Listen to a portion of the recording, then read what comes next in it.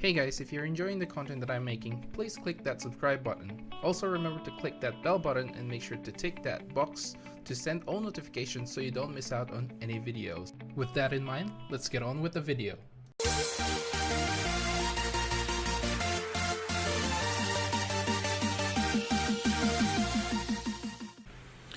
What's up guys, welcome to Munchkins Gaming, where we take your gaming to the next level.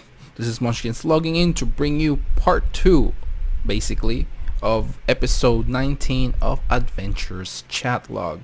In the first part, we basically just went through quickly on the, what do you call this, the trailer. I mean, I can't overanalyze anything, I'm not very huge on the lower part of everything, but we can make some speculations there. Anyway, this is the official translation of the live letter of everything that they've talked about, so I'll leave a description down below on the actual source for this. So basically, patch 4.2 is going to arrive in the 30th of January, as you guys can see there, and it'll be a 24-hour maintenance. Unfortunately, I don't think I can play straight away because I actually got work. That's a bit of a downer for me, but in any case, it's still there when I get home. And the first thing that they've talked about is Jade Stoa. Basically, we saw the gameplay footage of the new battlefield, and the reward for completing Jade Stoa Extreme is a weapon. So I'm pretty sure this weapon is going to be helping those people who want to raid the Savage mode straight away. So this is what they actually recommended, that those who will be challenged on Mega Sigmascape Savage aim for this weapon first, as it should make it that much easier. Byakuya is definitely harder than Susanoo or Lakshmi, but we would like everyone to give it a shot. So if they're going there, Susanoo and Lakshmi, actually they're not very hard at all. If it's somewhere in the difficulty of Shinryu Extreme, it's definitely doable. That's the first one, and of course the biggest one, they actually said something about job adjustments, which is pretty surprising in some ways anyway. So let's start off with the tank, the Paladin, which is, well, what I main back, well, I guess where I main back when I was still raiding Omega Savage. Deltascape is basically their damage output was a bit too high, so they are going to lower their DPS just a bit. So what I think of this, honestly, I thought the Paladin was already in a position where it should be. Lowering their DPS a little bit more was just going to deter it from the balance again between the tanks. I thought the tanks were basically right where they should be. The DPS is almost identical. I think the Dark Knight needed a little bit more buff. The Warrior may be needing a little bit more fixing, so the DPS is a little bit higher, but it seems like what they're doing is they're lower down the Paladin, make Warrior a little bit better, and make Dark Knight a little bit better as well. So they did mention Warrior and Dark Knight. The DPS for both Warrior and Dark Knight will be increased. For Warriors, they will lower down the effect of Storm's Eye a little bit. However, they will be increasing potency of other actions. We've also made system changes to Inner Release and Berserk, which is going to be a little bit interesting. I wonder what they're going to do with that. As for the Dark Knight, they will increase the usability in general. Yeah, I mean, I thought that they would fix the Warrior a little bit more, but I wasn't like totally 100% into that. But I definitely thought the Dark Knight needed something a little bit change. So as for range DPS, the Machinists will get the potency of their hypercharge will be decreased, which is a little bit surprising that they're doing that on Machinist, because I already thought that Machinist is not really in the place where it wants to be. I mean, a lot of people are bringing more bars than Machinist, so man, that's a hit on people who play Machinist. So I feel sorry for you guys. I don't know why they did that. Maybe it was a bit too powerful in combination with another bard, so I don't know. It's all the meta stuff. Next is the Black Mage. The potency for Fire 4 will be increased. Man, as if Black Mage doesn't do enough DPS already. If you're playing with a Black Mage that knows what they're doing, Black Mage deals a ton of DPS already. So with this, it's gonna be even more crazy. The proc duration for Thunder type spells in Fire 3 will be extended. That's actually pretty good in terms of Fire 3, and that means you can hold on to it and sort of, if you're about to move, you can use it so you can keep your fire stacks. And the Thunder type spells, though, I thought they proc quite often already, but I mean the duration for it, I suppose, is a good thing. The recast time for ethereal manipulation has been decreased, and the recast time for transpose has been decreased as well. As for the transpose, I mean, I suppose it's, I think it was 10 seconds, right? I can't remember on top of my head. Actually, we can look in game and have a look. Let's see, where's my Black Mage? Here's my Black Mage. So transpose recast time is 12 seconds, which is, I suppose, the same amount of time where, the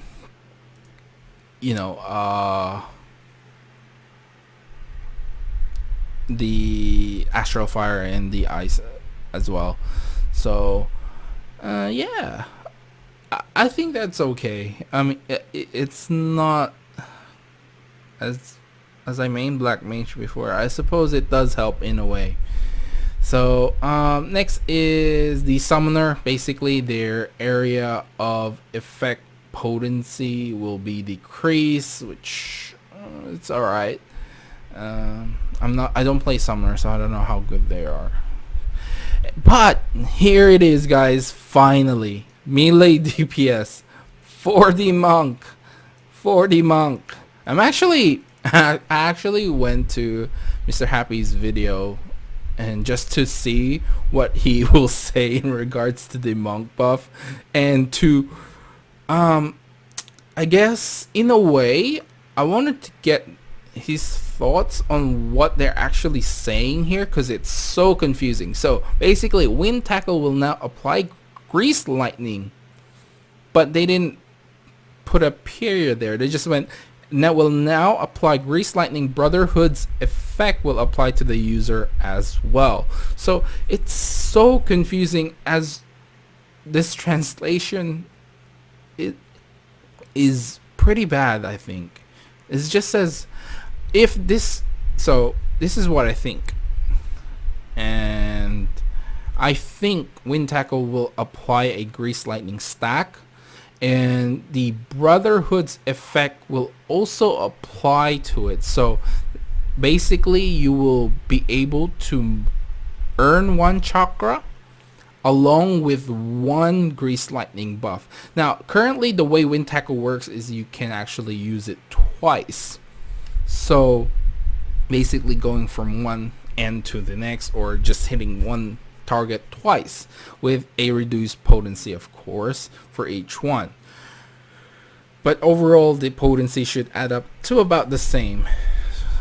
So basically what I think is, basically you get a Grease Lightning stack and a 1 chakra, basically, instead of doing double tackles. Basically you get 1 Grease Lightning and 1 Brotherhood. Hopefully it's not a chance or a proc system, and it's always that's the way it's going to be. This makes it more fun for Monk to switch stances, because from 2.0 up to now, no one gives a shit about the other stances. Sure, maybe you'll probably do the Earth stance to get the proc for increasing your Grease Lightning duration back up, and maybe if you're clutch with like raid wide DPS, maybe you use that. But wind tackle, there was no reason actually to use wind tackle. Or wind stance. So, man, that's just what I think this is. But it's so confusing the way they worded it. If by chance, so if you guys haven't watched Mr. Happy's one, if he said if you still get like 2 tackles and you get 2 Grease Lightning stacks with it, it'll blow his mind. And it will blow my mind too, but I don't think that's gonna happen. It's probably just gonna give you like a stack of Grease Lightning and a stack of Chakra. They can even make it so that the first tackle gives you the Grease Lightning stack and the second tackle will give you the Chakra stack. So I don't know. Hopefully they clear this up a little bit more, and if they do, I will make a new video out of it. Because, man, it's been so long since I actually played Monk in a endgame situation, and I really want to go back into it. Currently, I'm playing Ninja in one of the groups that recruited me. So, man, if Monk does this, it'll be pretty exciting. To play. The next one for Monk is basically the recast time for Mantra and Perfect Balance has been decreased. Finally, the Perfect Balance recast time has been decreased. It's been so long. The Monk community have been wanting to get that Perfect Balance recast time decrease for a very long time because it's such a ridiculous duration for it. The Mantra is okay. I mean, Mantra is being used for raid wide DPS and stuff like that, or if the healers needs a little bit more healing in hand. I think it was okay the way it was, but I'll take that buff.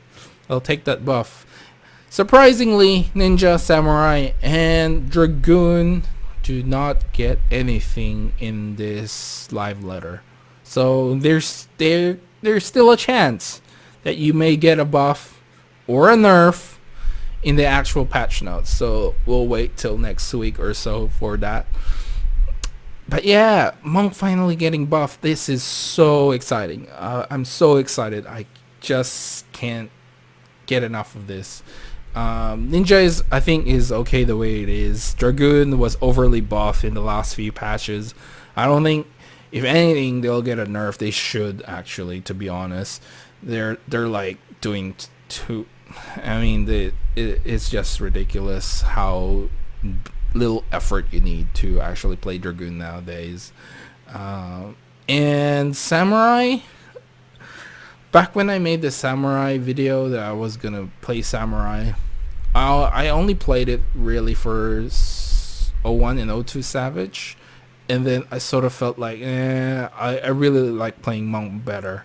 So in terms of DPS, sure, it's still high in terms of personal DPS. However, it does not give any other DPS buffs for other party members. So, and it basically became the new Monk, really. High DPS, but doesn't give anything. But if that's your type of gameplay, then Samurai is still fun. I still find Samurai fun, but not as fun as when I play Monk or Ninja. So, yeah, I don't know. I mean, Samurai can get a little bit more higher in the personal DPS side because they're not really bringing anything else to the raid. So maybe they'll do a little bit for the Samurai. Healer, the Scholar the healing effect of excogitation. Excog, I'll just call it excog, will not execute when the effect duration ends. So If you guys don't know, I'm actually leveling my scholar right now, and whenever I use this, it doesn't get used, even though I try to get that tank to below 50%. Sometimes one tank kept using clemency, thinking I don't heal him. To be honest, so I think this is good because basically it's a ether stack that you're wasting. So yeah. So we made adjustments to the other two healers as well to increase their usability, which is a-okay with me. Roll actions diversion will be adjusted to further reduce enmity generation, and duration will be increased, which is really good. I think True North needs a little bit of love there, but yeah, please refer to full patch notes 4.2 further details and job adjustments. So yeah, we'll be looking forward to that. Now, this is something surprising: the elementals properties. Elemental modifiers will be removed from gear and materia. Elemental materials will no longer be obtainable from quest rewards, and when converting a gear to materia due to this change, consumables that provide elemental modifiers will be changed and or no longer be obtainable. Conditions for receiving bonuses as a miner or botanist will be adjusted. Currently there is a bonus which increases the amounts of items you yield depending on each of the elemental properties when gathering as a miner or botanist. Wow, I actually didn't know that. Guys. Leave a comment below if you knew that. But this will be changed so that the bonus effects can be earned based on a character's maximum GP. Please rest assured that this change will not affect players negatively. You will still be able to sell items with elemental modifiers to shops or exchange it with Mutamix bubbly pots. We're planning to make use of elementals in Eureka. Animals coming in patch 4.25. So if they're planning to use it for Eureka, why are they removing it from removing materials from quests rewards, or converting a gear to materia? That is such a weird way. I guess we should keep them for now. You're planning to make use of the elementals in Eureka. In Eureka, there is a unique leveling system known as elemental level. Oh, here we go. And sorry guys, I'm actually going through this with you guys, and everyone will be leveling this. Furthermore, there is a unique system referred to as a magia board, and players will place magicite into the board to strengthen the elemental properties. Players will adjust their offensive and defensive elemental properties to fight against monsters. The experience points earned inside Eureka will be retained even when you leave, and you can continue the next time you enter. If your elemental level is higher than 6, there will be a death penalty. The penalty will not apply if you are raised. This content can be played solo or in parties up to 8 players. Sounds pretty exciting to me. It's a new leveling system. It's not really that unique if you ask me. It sounded like the old relic quest where you put materials into a board and you just place where you want to strengthen which secondary stats you want. So yeah, I mean, it's okay. We'll see. I suppose we'll see. Housing updates. Additional plots will be added, and we'll be adding 6 additional wards along with their subdivision to each housing area. So all of that plots will be added 1 week following the release of patch 4.2. Requirements for plot purchases: in order to allow free companies without housing to purchase a plot, will be applying the following conditions. Plots designated for free company use will be limited to purchases by free companies with at least 4 members. You are required to have 4 members to form a free company, so we have set it so that the housing purchases also require 4 or more members. Individuals will be restricted from purchasing plots for personal use for a limited time. You'll still be able to relocate. We'll be observing the situation and remove this restriction later. When new plots are added in the future, we'll apply the same measures. So basically, individuals will be restricted to from purchasing plots for personal use for a little bit of time. I don't know how I feel about this because I actually wanted to buy my own personal house, whether it was going to be a small one or a medium one. Um, yeah, it's a bit sad. Players will be permitted to own only one private and one free company estate per world, per service account. For example, if you have two characters, character A and B, own one world, and A is enlisted in a free company which owns an estate, then B will not be able to purchase a free company estate. I think that's pretty justifiable. Further details will be announced on a special site which will be released later. Owning a room in an apartment won't be considered as owning a estate, so you may purchase without any concerns. So, yeah, you're allowed one private and one free company. That's okay, but if they're gonna restrict purchasing plots for personal use anyway, I don't know how long that will be. It's restriction on plot resales. Plots relinquished by owners will be unavailable for purchase for a limited time. The time when the plot becomes available is set at random and will not be displayed anywhere. So there's a little bit of Q&A. If you can relocate, you already own several free company estates, and if you already own an estate, would it be restricted to purchasing one in a different world? So anyway, yeah, so the next one is Omega Sigmascape, which you guys probably seen. If you haven't seen, check out my little video, part 1 of Adventurous Chatlog this week. We received a few requests to delay the implementation of Savage Mode. However, we chose to release them at the same time. Even if you haven't completed the main scenario, you'll only need to have completed normal version of Omega Deltascape to later challenge Sigmascape Savage. Deltascape Savage completion is not a requirement, just like the old ones. If we were to release the Savage mode and 2 weeks later, everyone's item level will be increased during that time. Balancing was done based on release at patch 4.2 timing, so we would have to readjust the overall balancing if we push back the release timing on the Savage mode. Also, doing this will make it more difficult to retain the value of the new crafted battle gear with higher item level unless we make it stronger. So that's alright. Makes sense to me. And I don't know if they're actually going to be lowering the item level requirement to enter Sigmascape Savage, because I'm guessing Sigmascape normal you'll only be able to grab just the weekly loot on each floor.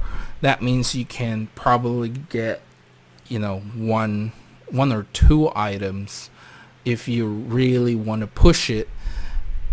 And the current item level that we have is basically 340, as you guys can see.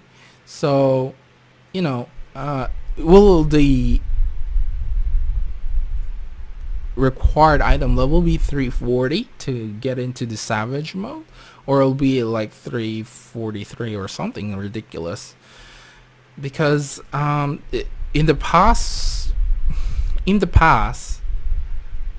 you will have needed to have the crafted items or at least get all the normal mode stuff, a certain amount of the normal mode stuff items for you to get into the Savage mode.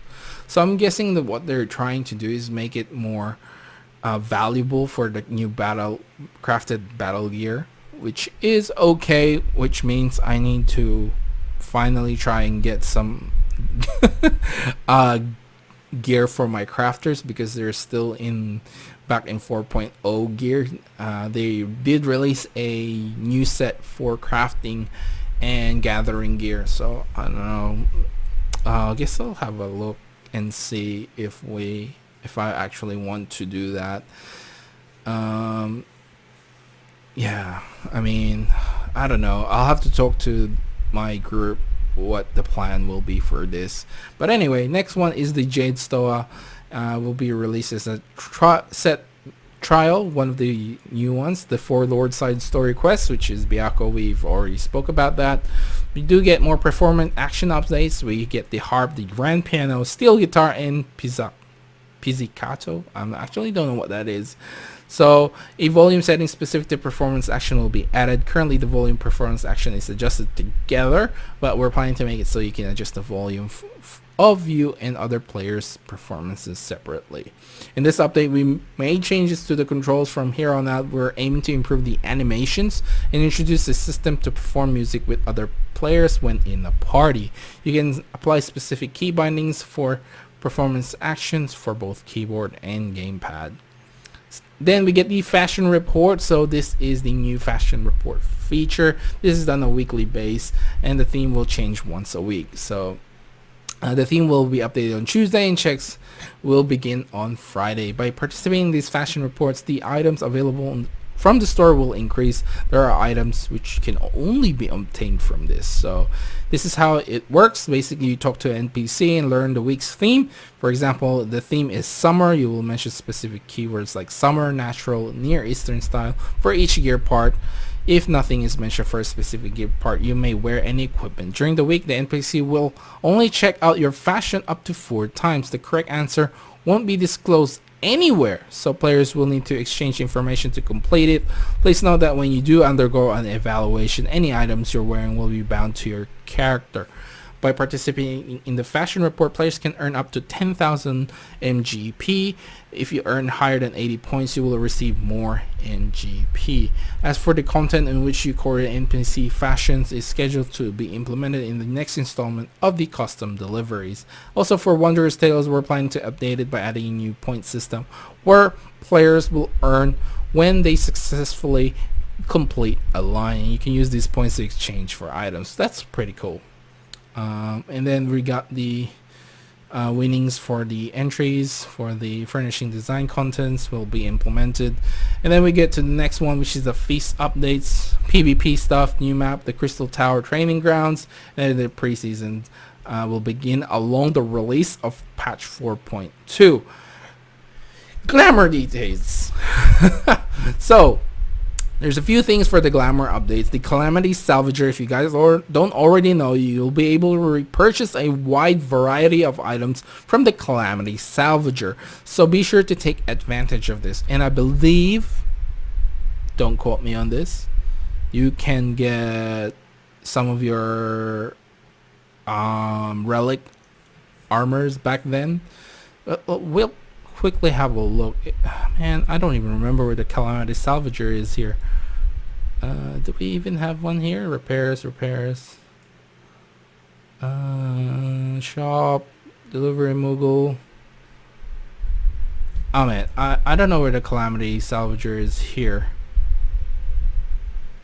But I think the one in Limsa is upstairs.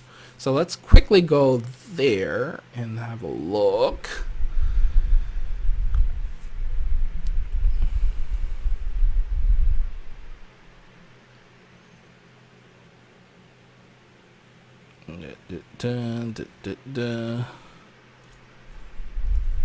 So you go to Aft Castle.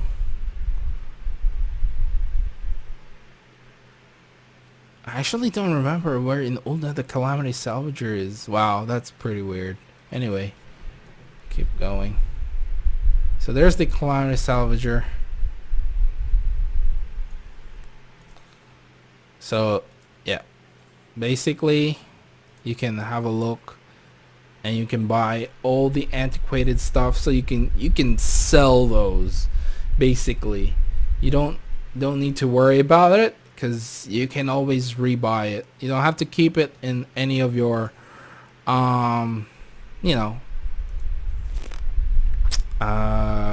retainers, because you can buy them. So you get the 50s. I don't know why there's no 60s. Huh.